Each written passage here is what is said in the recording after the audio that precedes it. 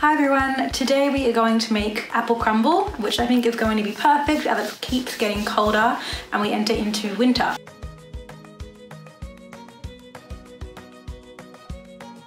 So to make apple crumble, the main ingredient is of course apples. For this recipe you're going to need 1 kilo of apples, which I found to be about 7 medium to large apples, and you can use any kind you would like.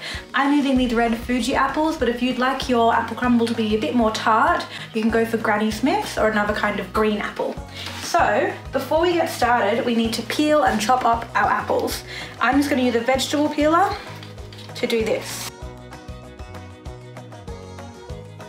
We have peeled our apple, we need to core it. So I'm going to show you 2 ways to do this. I'm very lucky and I have this cool tool which is an apple corer, so I can go directly down inside my apple and take out the core that way.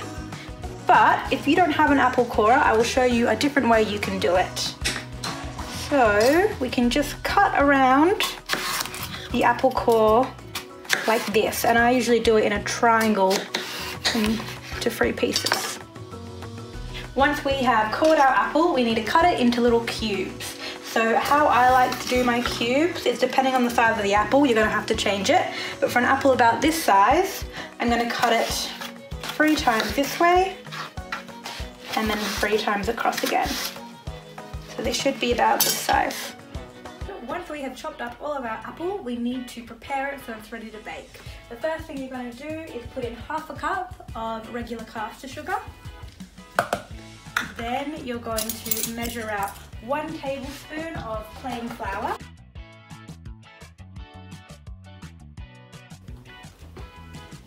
Two tablespoons of lemon juice, but if you don't have any lemon juice, you can go ahead and use water instead.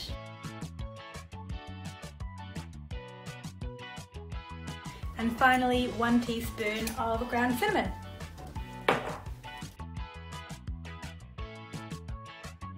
Great. Once you've added all your ingredients, you want to go ahead and give it a big stir so it combines. You will know that you have stirred your ingredients enough when you can kind of see this jammy layer forming on top of the apples and the bowl is getting nice and wet. So after that, you can move straight on to your crumbly topping.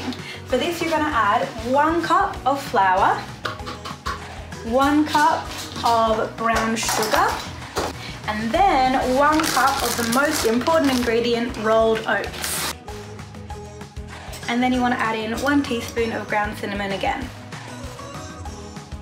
So after you have all your dry ingredients in the bowl, before we combine it, we want to melt 125 grams of butter in the microwave. So I'll show you how to do that. So if you have the type of butter I have here, you'll know where to make the mark because it will be right in the middle. You can follow it out with your fingers until you get to 125. Then I just use my knife to make a little indent, and then when you peel the packaging away, you'll be able to see where you need to cut. For me, it's right there.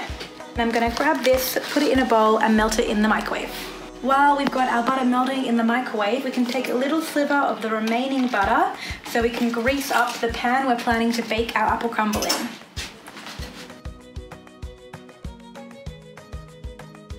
Once our butter is melted, we want to pour it into our other ingredients and stir till we start incorporating it.